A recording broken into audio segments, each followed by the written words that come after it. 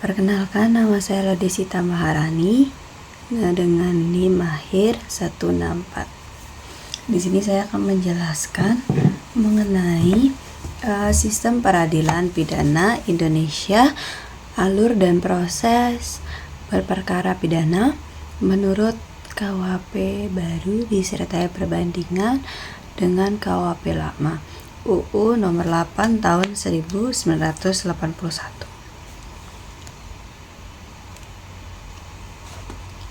Yang pertama, overview atau alur peradilan pidana KUHP baru. Yang pertama, penyelidikan. Itu menemukan peristiwa pidana. Terus yang kedua, penyidikan. Itu mengumpulkan bukti dan keterangan. Terus yang ketiga ada pengawasan HPP, hakim pemeriksaan pendahuluan baru. Yang keempat ada penuntutan, dakwaan, dan pelimpahan perkara. Selanjutnya, yang kelima ada sidang pra-persidangan atau konferensi kasus baru. Terus yang keenam ada persidangan, pembuktian dan pledoi. Terus yang ketujuh ada putusan hukum, yaitu bebas atau lepas atau pembinaan. Yang kedelapan ada upaya hukum, yaitu banding, kasasi, dan PK. Terus yang ke-9 ada eksekusi, yaitu pelaksanaan putusan. Selanjutnya, perbandingan antara KUHP lama dan KUHP baru. Jadi KUHP lama, saya akan menjelaskan mengenai KUHP lama dulu. Pra-peradilan hanya menguji sah atau tidaknya penangkapan dan penahanan. Terus tidak dapat memeriksa penggeledahan atau penyitaan. Terus bersifat pasif menunggu gugatan dan tidak ada pengawasan aktif selama penyidikan dan sering kalah oleh formalitas prosedur. Jadi untuk KUHP baru, hakim pemeriksaan pendahuluan mengawasi penangkapan, penahanan, penggeledahan, dan penyitaan, bersifat aktif sejak tahap penyidikan, dapat menghentikan tindakan penyidikan yang tidak sah. Terus sistemnya itu Perancis atau Belanda. Terus melindungi hak tersangka lebih ketat. Jadi KUHP baru itu melindungi hak tersangkanya lebih ketat, sedangkan kalau KUHP lama itu seringkali kalah oleh formalitas prosedur. Terus kalau KUHP lama itu bersifat pasif atau jadi dia tuh menunggu gugatan, jadi wajib menunggu gugatan, jadi bersifat pasif. Kalau KUHP baru itu bersifat aktif yang sudah langsung digerakkan, tidak menunggu gugatan, jadi langsung sejak tahap penyidikan. Terus untuk di KUHP lama itu tidak ada dapat pemeriksaan, tidak dapat penggeledahan, penyitaan itu tidak terdapat, sedangkan di KUHP baru itu penangkapan, penahanan, penggeledahan dan penyitaan itu diawasi oleh pengawas saat penyelidikan tersebut. Terus jadi di KUHP baru itu dapat untuk menghentikan tindakan-tindakan penyidikan yang tidak sah, seperti itu. Selanjutnya, alur lengkap proses berperkara pidana. Yang pertama itu ada penyelidikan, pencarian peristiwa. Jadi definisinya serangkaian tindakan penyidik kepolisian untuk mencari dan menemukan peristiwa yang diduga sebagai tindak pidana guna menentukan dapat atau tidaknya penyelidikan dilakukan. Contohnya seperti polisi atau PNS. Terus outputnya laporan hasil penyidikan diketahui ada atau tidak adanya unsur pidana. Jadi untuk penyelidikan itu supaya kita tahu ada unsur pidananya atau tidak ada, seperti itu. Terus yang kedua ada penyidikan. Penyidikan itu penyidik mengirimkan surat pemberitahuan dimulainya penyidikan atau SPDP kepada kejaksaan. Jadi penyidikan itu ada polisi atau KPK atau jaksa. Terus upaya paksanya itu ada penyidik melakukan pemanggilan atau penangkapan penahanan tersangka, penggeledahan dan penyitaan barang bukti. Terus pemeriksaannya itu berupa pemeriksaan tersangka dan saksi-saksi. Penyelesaian berkasnya itu penyidik menyusun berkas perkara tahap 1. Jadi penyidik itu menyusun berkas tahap 1 dan penyidik itu memeriksa tersangka dan saksi-saksi. Terus ada pengawasan HPP. Pengawasan HPP itu adalah hakim pemeriksaan pendahuluan. Terus ada penuntutan dan pertukaran berkas. Itu kayak penuntutan berkas jaksa penuntut umum atau JPU meneliti berkas perkara. Terus ada P21 berkas lengkap, yang artinya berkas lengkap. Jika berkas dianggap lengkap, penyidik menyerahkan tersangka dan barang bukti kepada JPU tahap 2. Terus dakwaannya, JPU membuat surat dakwaan dan melimpahkan perkara ke pengadilan negeri. Jadi di situ penuntutannya itu seperti jaksa penuntut umum. Terus sidang pra persidangan itu kayak HPP atau hakim. Selanjutnya ada persidangan, yaitu majelis hakim atau PN. Jadi sidang putusan hakim, sidang pertama itu pembacaan dakwaan oleh JPU. Terus eksepsinya keberatan dari terdakwa atau penasehat hukum atas dakwaan. Terus ada pembuktian juga, pemeriksaan saksi-saksi, ahli, alat bukti surat dan keterangan terdakwa. Terus ada tuntutan, JPU membacakan tuntutan hukum. Terus ada pembelaan atau pledoi, pembelaan dari terdakwa atau penasehat hukum. Terus ada putusan hakim atau vonisnya, majelis hakim membacakan putusan bebas, lepas atau pemidanaannya. Jadi putusan hakim itu akhir dari persidangan. Jadi antara dia dibebaskan, dilepas atau masih dijerat hukuman yang berlapis-lapis seperti itu. Terus ada upaya hukum. Jadi ada upaya hukum. Upaya hukum itu ada upaya hukum biasa. Ya, ada juga upaya hukum luar biasa dan garasi.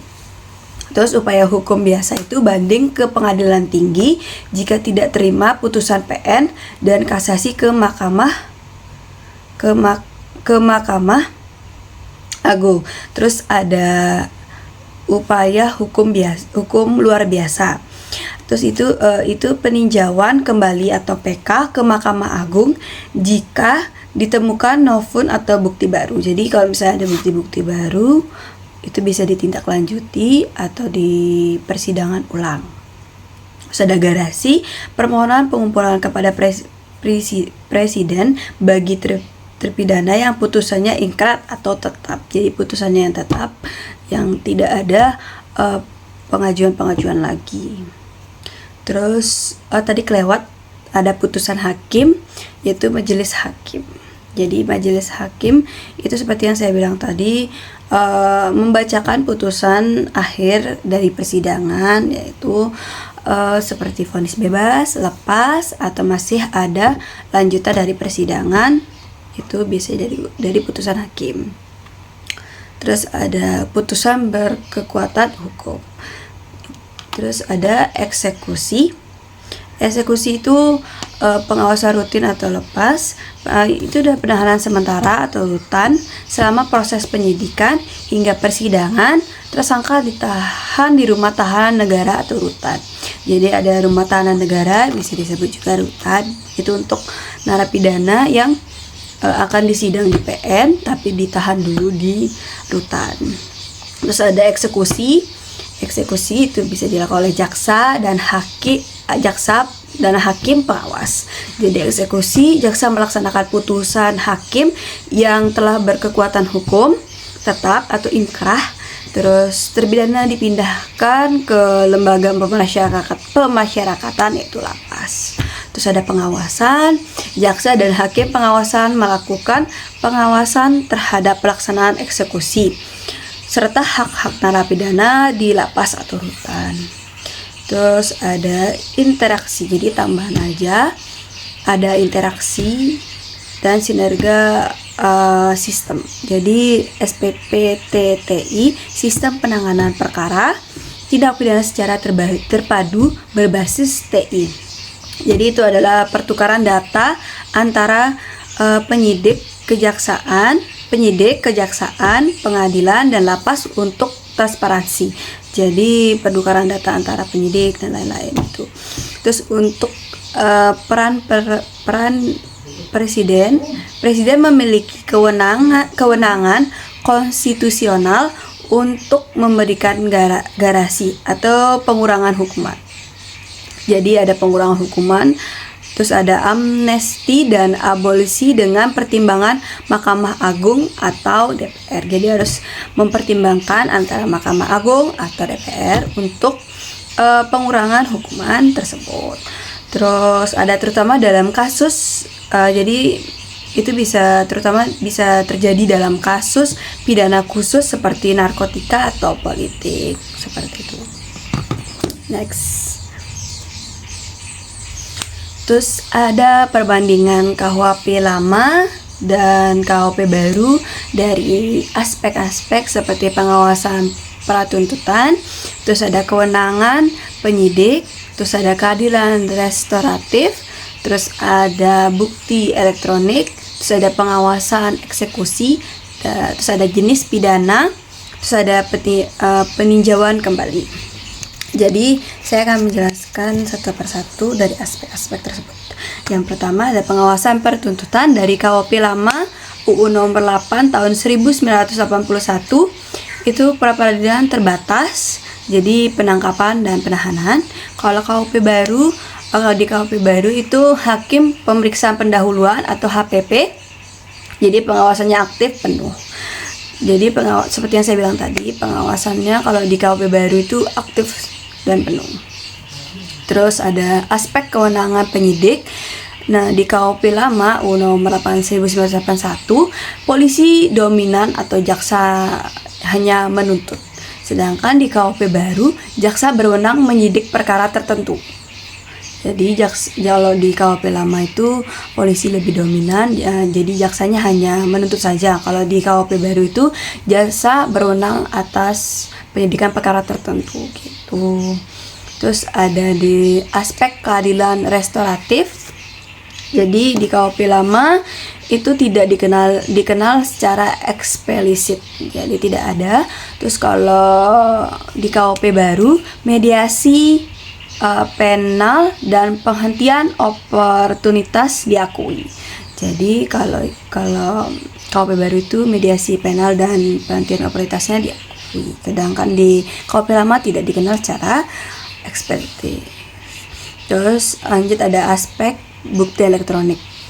Jadi untuk di KUHP lama tidak diatur secara spesifik, sedangkan di KUHP baru diakui sebagai alat bukti yang sah. Jadi di KUHP lama itu tidak sah gitu untuk bukti elektronik, sedangkan di KUHP baru yang sekarang, KUHP baru yang sekarang itu diakui sebagai alat bukti yang sah. Itu. Terus ada aspek pengawasan eksekusi.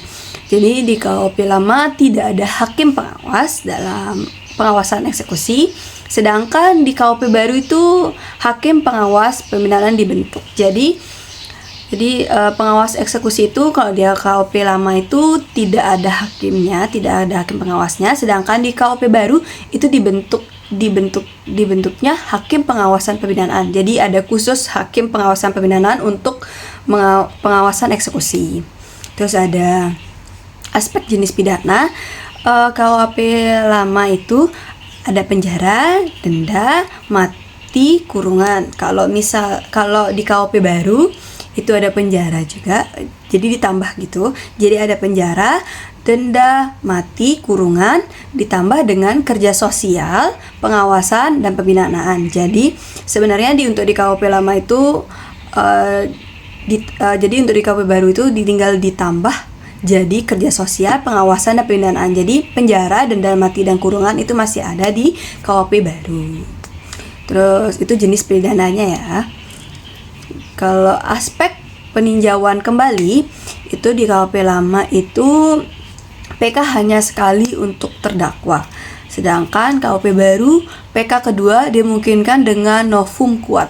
Jadi kalau di KUP lama itu PK-nya hanya sekali untuk terdakwa, sedangkan di KUP baru itu PK kedua diumumkan dengan novum kuat itu. Jadi bedanya PK yang di KUP lama itu cuma bisa sekali, dengan di KUP baru itu PK kedua dimungkinkan dengan novum kuat gitu. Jadi bisa 2 kali. Kalau di PK KUP lama itu hanya sekali untuk terdakwa.